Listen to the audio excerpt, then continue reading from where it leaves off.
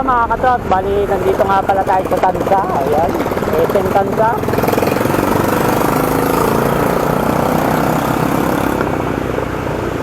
So, ikot ko kayo dito sa Tanza mga katrot, no? Kasi flex ko tong lugar na to. Kasi kailangan lang talaga i-flex tong lugar na to. Kasi yun nga, napakabait ng mayor dito mga katrot, no? Panalong mayor dito.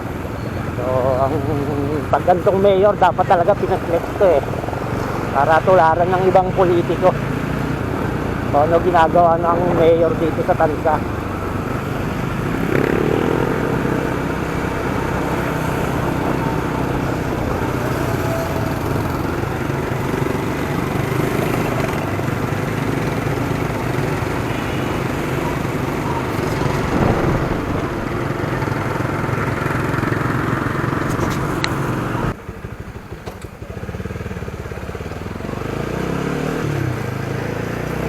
Kaya papunta tayo ngayon mga katrop dito sa may palengke ng Tanza.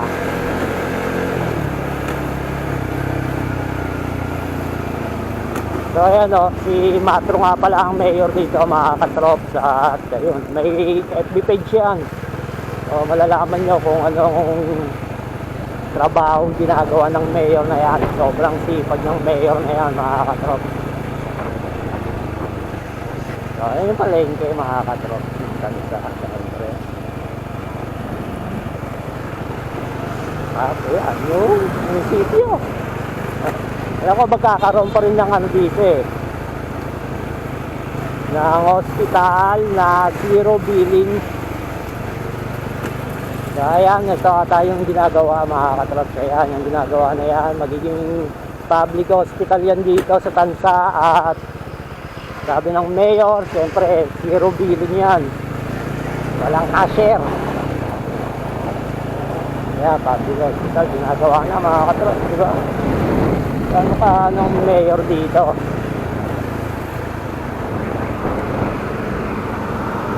Napakatigas ng mayor.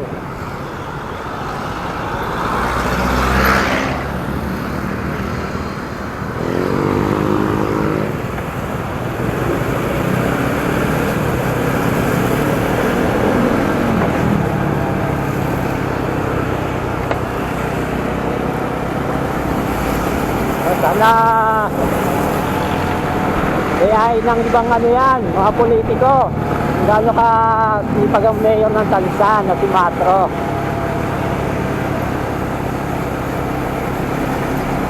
Kasi ginagawa talaga yung kanyang trabaho bilang mayor, no? Sa kanyang nasasakupan. Ramdam talaga ng mga tao na meron silang mayor.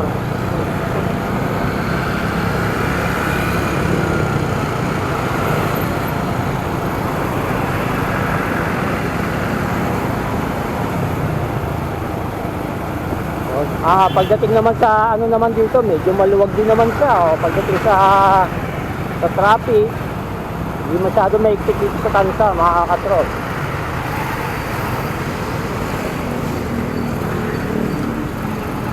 Kaya hindi kayo matatakot dumayo dito kung hindi kayo taga rito, kahit hindi ko kabisado yung lugar. Hindi siya maiktik dito sa ibang lugar na sobrang check. Pero ang alam ko mga katrop, no, yung sa Tambutso, pero parang bihira rin naman sila manghuli yung mga maingay sa Tambutso.